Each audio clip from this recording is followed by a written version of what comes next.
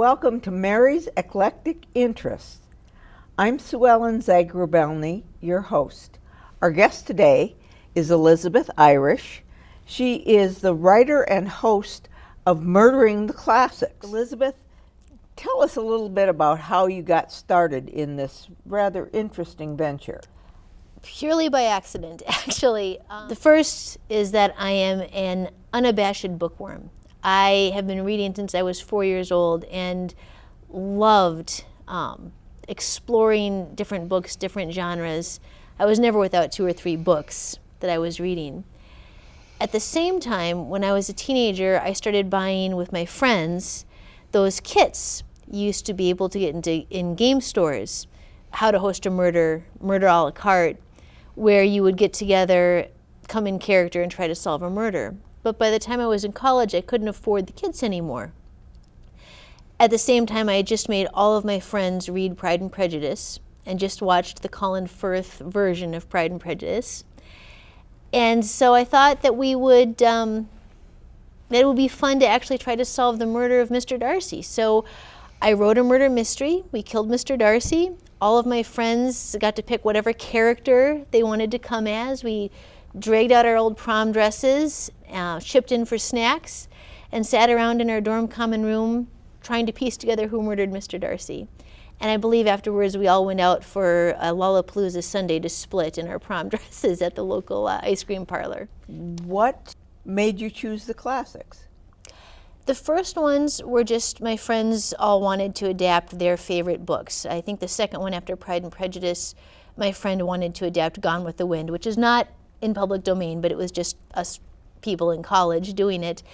So I did that one, then someone wanted to do The Great Gatsby, and then someone wanted to do The Odyssey, mostly because I think we all thought togas would be kind of fun. And so I took requests, and then as I started doing more, and I graduated college and started traveling, and I always had books on me, and I always had a legal pad where I was scribbling down ideas, books that just struck my fancy, books that had interesting characters and characters that I wanted to know more about, characters that sometimes I wondered about. Did they have a dark secret somewhere? You mentioned public domain. Yes. How do you manage copyright issues? When I first started selling kits or hosting events, I knew I wanted to be very careful not to improperly use someone else's material, something that was still under copyright. So I spent some time researching copyright laws. We're actually at a very interesting point in copyright protection in this country right now, because in 1998 they extended copyright for 20 years. So this year in 2018 is the first year new works are coming back into the public domain. But I made sure that things were always published and in the public domain, both by looking at the Library of Congress website and then also checking on Gutenberg.com or using my Gutenberg app on my iPad, because they actually will publish electronically for free books in the public domain, and they're very strict about what they use and don't use. So I make sure on 2 fronts that the work is in the public domain before I ever sell a kit for it or host an event. That's a really good policy, and it protects you and protects your guests. Absolutely. And protects the authors and their heirs as well. I would not want to, in any way, shape, or form, infringe upon someone else's creativity or their livelihood. Yes, any more than you'd want anyone to infringe on your livelihood. Absolutely. Murdering the Classics is a kit, an event? Tell me. Both. I wrote a bunch of these for my friends over the years, and then at some point started selling them. And people can obtain the kit and host it however they want. I have been hired to help host many of these, and we have hosted them in my home, if I know the people, in restaurants, in common areas of apartments. We did one in a common area of a senior center once, which was a lot of fun. We actually developed quite an audience, I think, at the end of that one. I think I've said restaurants. I'm gauging interest right now with a local intimate apparel store that was interested in hosting an event for the murder of Aphrodite and actually having an event in their store, which I think would be a lot of fun. But pretty much anywhere you want to host it. It can be formal, it can be informal. It's whatever the host in the end feels comfortable with. Can you tell us about some of the plays or stories you have adapted? They're all over the board. Ones that I've adapted, including ones for my friends, have been the Odyssey. I've done the Greek gods and the Greek goddesses. I've done 2 Jane Austen novels. I think I mentioned I was a pretty big fan of hers. I've done Dickens' Great Expectations. I have done The Mysteries of Udolpho, which very few people have heard of, but I enjoyed. I've done some history, murder mysteries as well. I had a divorce support group once who wanted a murder mystery where what they said was they wanted a murder mystery game that no one would want to be married at the end of. So we murdered Henry VIII. We had his 6 wives and 2 mistresses come. So we've done that historically. I've done just finishing the murder of Marie Antoinette and the War of the Roses. All over the board. Some Shakespeare. I'm looking at doing some other novels too. With my friends, I think I've done about 40 or 50 novels if I count the ones I've done with my friends. So I'm always finding different novels to do. Is there anything specific that informs you what to do, or is it just that you're picking your favorites? Mostly I'm picking my favorites. I do occasionally get people who request a novel. More often than not, it's a bit like the one group I did for Henry VIII, where they say, I want something that's sort of like this, or I'd like to do something French, or I am really interested in this particular area. And then I'll find a novel that will work with it. But occasionally, someone will ask for a specific novel that they want to adapt. I believe I've done a couple like that, actually. Mm-hmm. After you've decided which classic to adapt into a murder mystery, how do you decide which characters to use? Well, the first is to figure out who I'm going to kill, and that's sometimes very obvious. For instance, Mr. Darcy, because we were all madly in love with him back in college. Or the Odyssey, Odysseus was the very obvious choice. Once I figured out who is going to die, the characters usually just leap out at me. Who was the most tied to the character? Who might have had a secret reason for wanting them to die, or wanting them to die then or in that way? Almost more intuitive than anything else. Which classic do you think adapted most easily? For me to write, Pride and Prejudice certainly adapted the most easily for me. I'd read the book a number of times. I knew it backwards and forwards. I felt like I knew all of the characters very intimately, so it was very easy for me to write. What seemed to be your guest's favorite story? Wow, that is difficult sometimes because each guest looks for something different. I think the murder of Aphrodite, she is murdered by chocolate, accidentally given to her by the Mayan goddess of chocolate. Tends to be a favorite, in part just because we tend to have a big chocolate feast and festival when we host that one. Most people do that. And that tends to be very, very silly. The murder of Jacob Grimm is always a lot of fun for people because it's familiar fairy tales with a twist. And I think that people enjoy that very much too. You told me something earlier about the setting that people did the murder of Jacob Grimm. Can you tell us about that? Oh, one of my all-time favorite events that I've ever been to was someone had a Halloween party with the murder of Jacob Grimm, and all the villainesses came, and they had a big bonfire in their yard, and they roasted hot dogs, and they made s'mores, and they solved the murder of Jacob Grimm. And that was just such a neat and unique experience with that. I also had another experience with Jacob Grimm where, again, it was a different group of people who came, and the woman who was the witch from Hansel and Gretel had trouble putting together her costume. So she dressed up her granddaughter, who was 6 months old, and put a big sign saying snack on her. because that, of course, that's the witch that tries to eat Hansel and Gretel. So that was her costume, was her 6-month-old granddaughter with a big sign, snack. Oh, how wonderful. It was creative and fun, and it really was. It loosened up the party instantly with that. So. Oh, that's fabulous. Elizabeth, can you tell me which of your novels that you've adapted is your favorite? Wow. Pride and Prejudice will always have a special spot in my heart, just because it was the first one I did, and I'm such a huge Jane Austen nut. But in all honesty, I think my favorite is The Little-Known Mysteries of Udolpho, which almost nobody has read, but it was the smash hit bestseller of 1795. If you can believe that. It sold tons of copy. It was the inspiration for Edgar Allan Poe in A Telltale Heart, and for Bram Stoker in Dracula, for Emily Bronte in Wuthering Heights. Jane Austen herself parodied it in Northanger Abbey.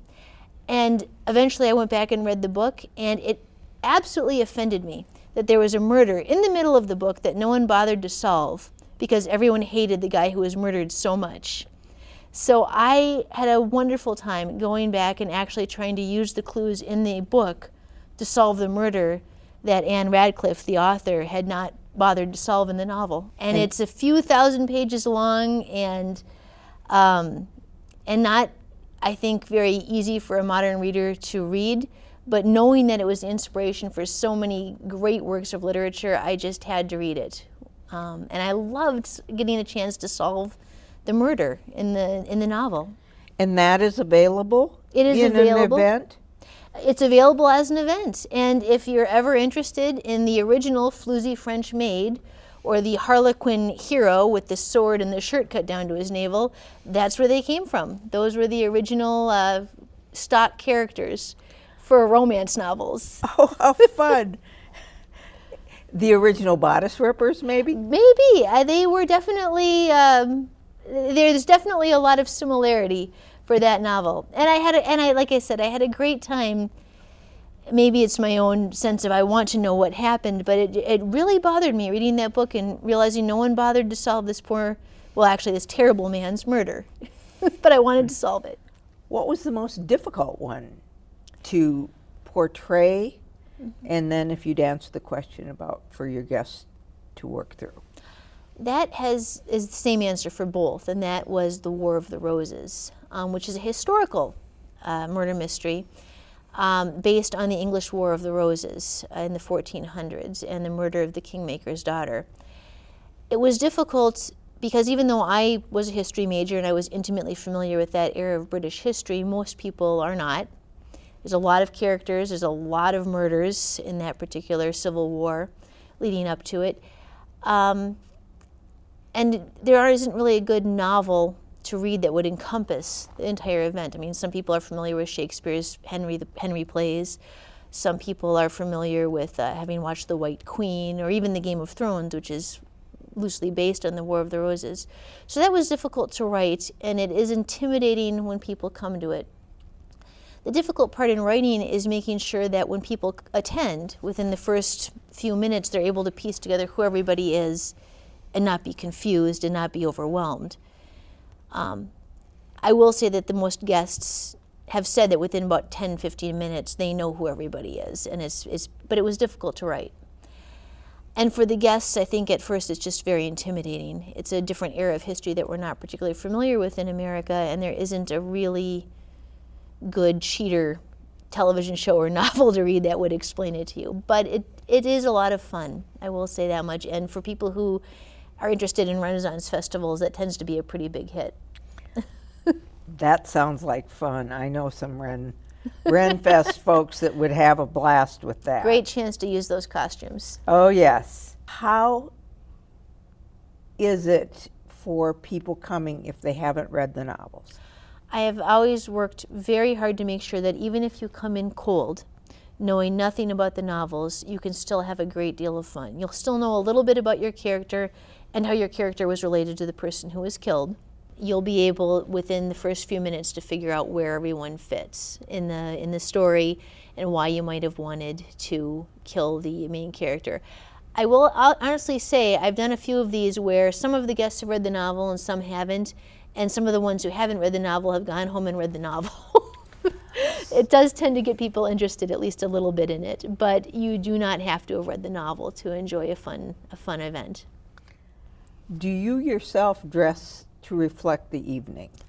Almost always I dress to reflect the evening, unless I am specifically at an event where they have asked not to dress. But I absolutely will try to do something in keeping with the character. Now, generally speaking, if I'm the host, I'm not coming as one of the characters who's accusing. I'm coming as Lady Catherine de Bourgh, who has summoned everyone here, or the goddess of justice, Themis, who has summoned all the gods. But I think it adds something to it to dress up to get into character. Do people come in costume, do you know? Frequently, they come in costume. I do. Some people who have just gotten a kit and I wasn't involved have sent me pictures, and when I host, most frequently people do come in costume. And there are some definitely creative costumes that I have seen put together. It adds to the fun, really. It must. It really does. Do people ask how to make the event more authentic, say with food?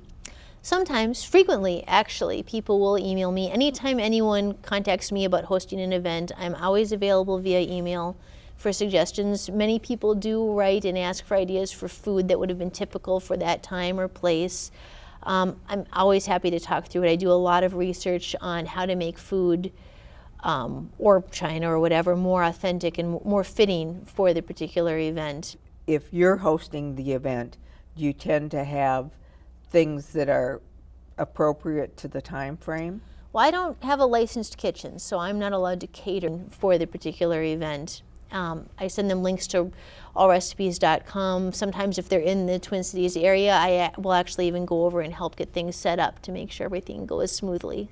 Could you describe a little bit more in depth what the role of the guests are? How do they get their information when, say, I was invited to a party? Oh, well, your biggest role is to just come and have some lighthearted fun. Just roll with it. If you're invited to a party, you will get an invitation, sometimes via email, sometimes via the post, however the host chooses to send it. But you'll get an invitation. It will describe the murder and who is murdered. There'll be a little bit of information on the person who is murdered, usually on the second page. And on the last page of your invitation will be information about you. Basic information that everyone would know from the novel, or if they studied the period of history for the couple of historical ones we have. Just where you fit in the novel, how you were related to the person who passed away, just general information about yourself. There's usually also costume suggestions. So more often than not, people want to do these things in costume and just have a little bit of fun with it. So your obligation is to show up knowing at least who you are. You'll come to the party, you'll be given information once you arrive at the party that only you know about yourself. So what dark secrets were you hiding during the novel that might give you, say, Charlotte Lucas, a reason to want to kill Mr. Darcy? Or what might Artemis have been thinking that might have led her to want to kill her father Zeus? In any of these. Your obligation again at the party is to just accuse somebody 3 times in each of the 3 rounds, and respond when you're accused and make a good guess and have fun. In the rounds, there's 3 rounds. How do they collect the evidence? Many times it's just an accusation. Someone will level an accusation. Well, I didn't want to bring this up, but you had mentioned this to me previously, or this had happened, or I had seen you doing this. Sometimes they actually will produce a clue, such as, this person sent me this letter, or this is a page out of a diary, or in Sense and Sensibility, if you're familiar with that, one of the characters, Eleanor Dashwood, is an artist and draws quite a lot. So there's actually a sketch that someone pulls out that she had made that might give a clue as to why she might have been implicated in the murder. Are you working on any future plays? Yes, I've just done my first test round, and I'm beginning a second test round of Who Betrayed Marie Antoinette. My daughter actually was interested in this because she's studying the French Revolution, and without getting too much into French historical detail, there was one particular instant as she and her family were trying to flee Paris that they were betrayed and captured. So I explored that a little bit. I've done one test round. Probably within the next month, I'm making some tweaks to the murder mystery. I'll dragoon all of my friends into doing it again and seeing how well it works. And then I'm hoping by the beginning, in another month or so, of having Marie Antoinette on my website and ready to go. You mentioned Marie Antoinette, that was one of your future stories. Yeah. What other ones are you working on? Well, I think I'll probably take 2 weeks off after I finish Marie Antoinette and kind of clear my mental decks a little. But there are 3 I'm looking at right now and trying to decide where I want to go. The first, many years ago, I did The Count of Monte Cristo by Alexandre Dumas for some friends, and where we murdered the Count of Monte Cristo, who murdered Edmond Dantes. And I would like to take that out, polish it up, and see, and maybe make that my next one. I love Dumas. But I'm also very interested in the idea of doing a King Arthur legend. I did that one many years ago, where Arthur goes off to Avalon at the end of his events, his legends, then he's murdered in Avalon. And having the famous knights and ladies from the Arthurian legends show up to determine who murdered King Arthur, which I think could also be an awful lot of fun. And then the third novel I'm considering right now is an American novel, Edith Wharton's Age of Innocence, which is just an interesting era of history. It's right at the cusp of having just gone into the public domain. But it's the Gilded Age, the turn of the century, the 1900s in America, the Downton Abbey era on the American side of things. It's a fun era to think about and look at, and I would be interested in seeing what I could do with that, and just that it might be something very different than I'd done before. Who, if anyone, works with you? I am the original one-person show. Although I have a wonderfully supportive husband and children and family and friends, I am the person who does the writing and the research and a lot of the hosting and answers the emails, and jack of all trades. Jack of all trades. Yes. Is there anything you'd like to add before we end our time together today? We live in such a busy, crazy, chaotic world right now, and I'd like to put in a plug, if I could, just for reading a good old-fashioned book. It's hard to find the time, and it's hard to slow down enough to read a book cover to cover and savor it and experience the wonder and think about what the different characters were thinking and feeling and why they were doing the different things they were doing in that novel. But it's an amazing experience, and if in solving these murders and having these events, I've led people to just savor those stories a little more, I think it's well worth it. And I like to put in a plug to just spend a good afternoon reading a book. Delightful. Elizabeth Irish, thank you so much for joining us on Mary's Eclectic Interests. And thank you, audience, for joining us. We look forward to seeing you next time.